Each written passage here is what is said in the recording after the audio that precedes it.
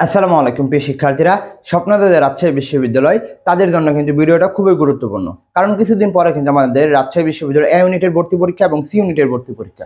যেহেতু আমরা মানবিক এবং বিভাগ পরিবর্তন নিয়ে কথা বলি, তো সেই হিসেবে আমরা রাজশাহী বিশ্ববিদ্যালয়ের এ ইউনিট নিয়ে যদি কথা বলি, কত নাম্বার পেলে তুমি চান্স পাবে এবং পরীক্ষার হলে তুমি কত নাম্বার মানে টার্গেট করে তুমি পরীক্ষার হলে যাবা, সেই বিষয়ে কিন্তু কথা বলবো। এর আগে তোমাদের অবশ্যই বলবো, যারা নতুন দেখবা অবশ্যই চ্যানেলটি সাবস্ক্রাইব করবা, আর ফেসবুক পেজ থেকে দেখলা ফলো দিবা। তো এখানে যেটা হয়েছে যে তোমরা যদি আমাদের সাথে কথা বলতে চাও, কমেন্ট বক্সে যাবা, ফেসবুক পেজের লিঙ্ক এবং টেলিগ্রামের লিঙ্ক, ওইখানে কথা বলতে পারো।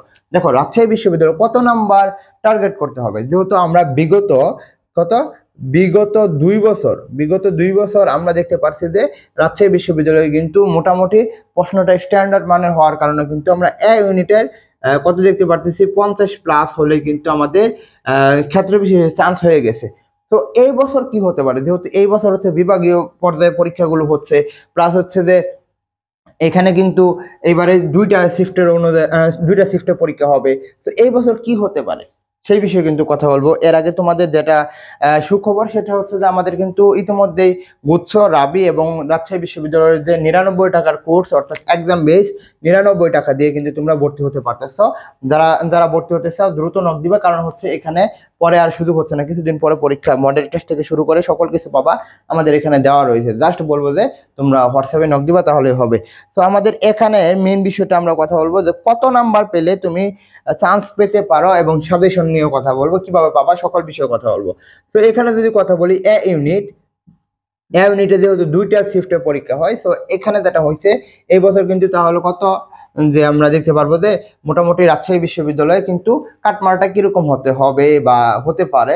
তো দেখো যে দুইটা শিফটে পরীক্ষা হওয়ার কারণে কিন্তু মোটামুটি কম্বিনেশনটা বেড়ে যাবে, প্লাস হচ্ছে যে কম্পিটিশনটা কোথায় বাড়বে, আমাদের যে 5টা বিভাগের মধ্যে পরীক্ষা দিয়ে মানে পরীক্ষার কেন্দ্র দিয়েছে, এখানে কিন্তু কম্পিটিশনটা বেড়ে গেল। কারণটা কি, মনে করো যারা অনেকজন মেয়ে রয়েছে, অনেকজন ছেলে রয়েছে, যে রাজশাহী দূরের কারণে কিন্তু তারা রাজশাহীতে পরীক্ষায় দেয়নি। তো এই বছর কিন্তু সেটা হবে না, এই বছর কিন্তু তারা পরীক্ষা দিবে। তো তোমাকে যেটা করতে হবে, বিগত 2 বছর কিন্তু 50+ পেলেই চান্স হয়ে গেছে, কিন্তু তোমাকে এই বছর টার্গেট করতে হবে যে আমার 65 আমার চান্স পেতে হবে, অর্থাৎ 65 আমার পেতে হবে। তো 65 পাওয়া কি একেবারে কঠিন না, 65 পাওয়া একেবারে কঠিন না, জাস্ট তুমি একটু প্রিপারেশন যদি ভালো করে নিতে পারো তাহলে হবে। বাংলা, ইংলিশ এবং জিকে, কি বাংলা ইংলিশ জিকে, বাংলার মধ্যে 35, ইংলিশের মধ্যে 35, আর হচ্ছে জিকের মধ্যে হচ্ছে কত 30, এরকমই তো নাকি?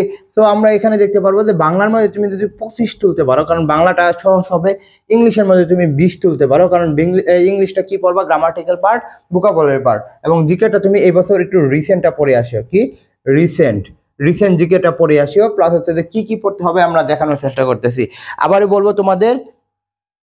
তোমাদের যেটা কথা বলবো সেটা হচ্ছে যে আমাদের 99 টাকার যে কোর্সটা রয়েছে, এখানে ভর্তি হয়ে গেলে কিন্তু তোমরা এখানে পরীক্ষা দিতে পারবে, নিজেকে যাচাই করতে পারবে, সবচেয়ে গুরুত্বপূর্ণ।